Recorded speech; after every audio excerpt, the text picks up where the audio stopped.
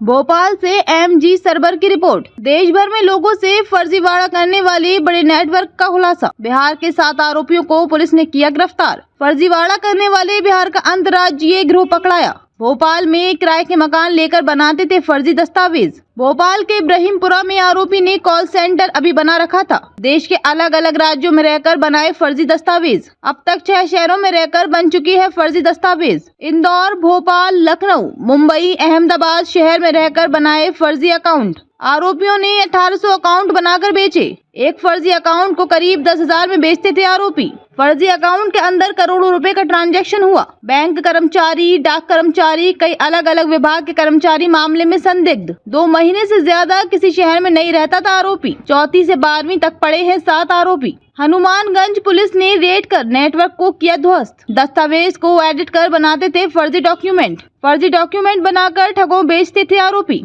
फर्जी डॉक्यूमेंट के आधार पर बैंक अकाउंट और सिम खरीदते थे ठग करने वाले आरोपी। बैंक अकाउंट और सिम ठगों को बेचते थे आरोपी। भोपाल में पिछले 1 महीने से रहते थे आरोपी। देश भर में बैंक अकाउंट और सिम को आरोपियों ने बेचा। को लेकर के अवेयरनेस पर काफी बातें हो रही हैं और साइबर क्राइम एक बड़ी चुनौती के रूप में उभरा है। पिछले दिनों भोपाल में भी कई एक डिजिटल अरेस्ट की घटना हुई, जिसमें पुलिस ने एक महत्वपूर्ण घटना में भूमिका निभाई और उसे काफी हद तक उसमें तत्काल फरियादी को उस मनस्थिति से बाहर भी निकाला। उसी कड़ी में एक महत्वपूर्ण घटक साइबर क्राइम का, उस पर हम लोग अभी एक पुलिस को बड़ी सफलता मिली है, जिसमें हम जानते हैं कि जब साइबर क्राइम में किसी के साथ कोई ठगी होती है तो पुलिस के लिए एक बड़ी चुनौती होती है कि उसमें आरोपी की तह तक पहुंच पाना।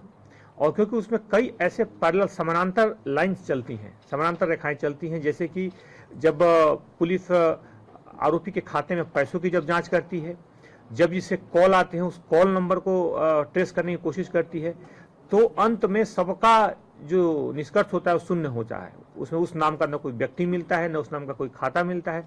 इसलिए हमेशा से अबूझ पहेली है और पुलिस की जांच का एक महत्वपूर्ण हिस्सा है कि आखिर उस तह तक कैसे पहुंचा जाए। उस कड़ी में पुलिस ने एक बड़ी सफलता हासिल की है, जिसमें कहने को तो 4वीं और 5वीं पास लगभग 7 लोगों ने ऐसे लगभग 1800 खाते बनाए हैं, बैंक खाते, और प्रत्येक खाते को 10,000 रुपए में बेचे हैं दूसरी गैंग्स को, जिससे देश में अलग अलग जगहों पे इस तरह की घटनाएं होती है।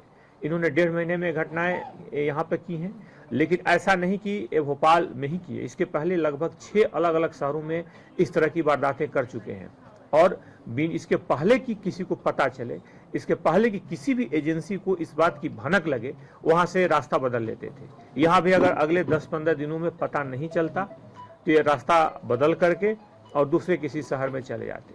ये वहाँ पर कुछ ऐसे आधार कार्ड का इस्तेमाल करते थे, जिस आधार कार्ड में समान तौर पे पैन कार्ड से जो आधार कार्ड लिंक नहीं होता था उसमें, और कुछ दूसरे राज्यों पे ऐसे आधार कार्ड जो अनडिलीवर्ड होते हैं, जिसमें कुछ एड्रेस की त्रुटि हो, कुछ और गड़बड़ी, कुछ इनकी ऐसे लोगों से इनका संपर्क था जो अनडिलीवर्ड जो होते थे आधार, उनको ये मंगवा लेते थे। यानी कि इस विवेचना में आगे और भी कुछ कड़ियां हैं, जिससे पुलिस इस बिंदु की जांच करेगी कि आखिर खाते खुले तो इसमें क्या कोई बैंकिंग संस्था में कहीं कुछ लापरवाही हुई, क्या फर्जी सिम कार्ड मिले किसी मोबाइल नेटवर्क की, हमारी जो कंपनियां हैं जो बहुत सारे, उनमें कहीं कोई चूक हुई।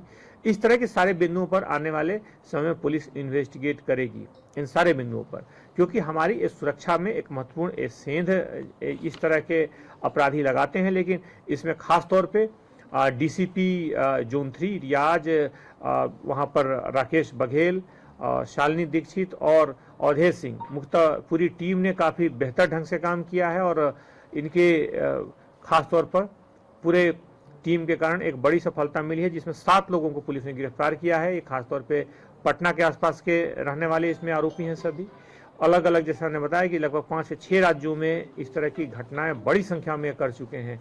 इसलिए पुलिस आगे आने वाले समय में खासतौर पर इस पूरे घटना से जुड़े हुए कुछ बिंदुओं पर जांच करेगी कि आखिर जो सैकड़ों की संख्या में इन्होंने खाते बनाए, सैकड़ों की संख्या में जो मोबाइल सिम निकाले, वो आखिर किन अपराधियों तक पहुंचे, उन अपराधियों में किन किन अपराधों में इस पूरे सिम का और इस पूरे जो संख्या है खासतौर पर खातों की, उनका कहाँ उपयोग हुआ, और आने वाले इनकी कड़ियों से कौन कौन लोग जुड़े हैं, और क्या इन्होंने 5-6 राज्यों के अलावा और भी कहीं बनाया। शुरुआत में इन्होंने 5-6 शहरों की जो बड़े महानगर हैं उनमें उनकी बात कबूल की है, वहाँ से जुड़ी जानकारियाँ दी हैं। उसके अलावा इनमें अगर देखा जाए इनकी रकम जिसने खातों को इन्होंने बेचा 1800 खातों को 10,000 में, यह रकम करोड़ों में जाती है। इतने रकम उसको बेचने की संख्या, तो यानी कि जो ट्रांजेक्शन हुए होंगे, जो ठगी हुई होगी वो और बड़ी संख्या में हुई होगी। तो इस पूरे संख्या पर, इस पूरे जो ठगों का, खासतौर पर साइबर अपराधियों के एक महत्वपूर्ण घटक के बारे में जानकारी मिली है। पुलिस ने जो ये खुलासा किया है, इससे सभी कड़ियों को पुलिस जोड़ करके इसमें कार्रवाई करेगी।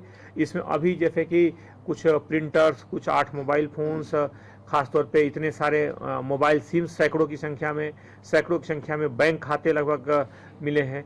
तो इन बैंक खातों सबकी तस्दीक की जा रही है और खास तौर पर हम इस जो संस्थाएं जो खास तौर पर इस पूरे घटनाक्रम से जुड़ी हैं, उन पर भी हम कहाँ चूक हुई उस बिंदु पर जांच करेंगे और उनसे इस बात को हम लोग अगले कुछ दिनों में बुलाएंगे, अगले 2-3 दिनों में, जिसमें उनसे इन सारे कड़ियों पर जहाँ पे अगर चूक हुई है तो बात करेंगे और किसी की जानबूझ के लापरवाही है तो उसमें कार्रवाई भी करेंगे।